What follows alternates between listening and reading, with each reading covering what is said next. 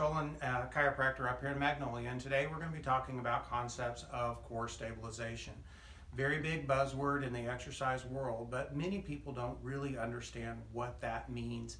It's often associated with just abdominal training or crunches or setups, and it's really far removed from that.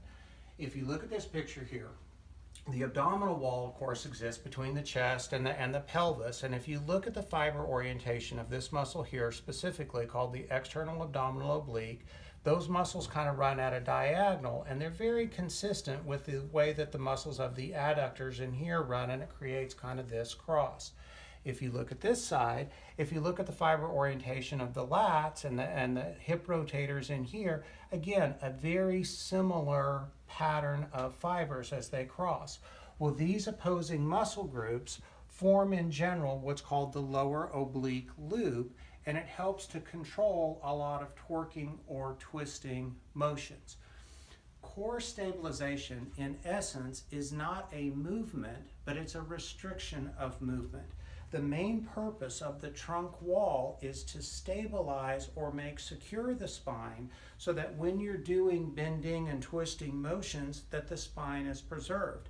The last thing that anybody would want to do under any kind of load is to buckle or bend the spine in a dangerous way. So these muscles work largely as a stabilizing group of muscles to hold the spine in a safe position. And I'll give some examples of what I mean specifically by that. Come on over here, O. All right, now just to make a point, in just a moment, I'm gonna try to twist your hips. I want you to not let me do that.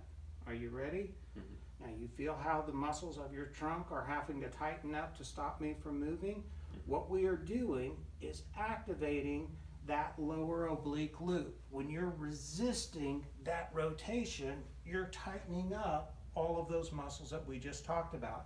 And you can affect those both from the front or from the pelvis as well as from the top.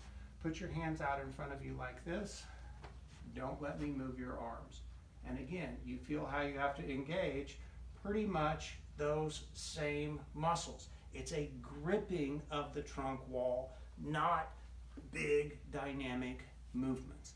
And that will be emphasized in the exercises for the core that we're going to show you.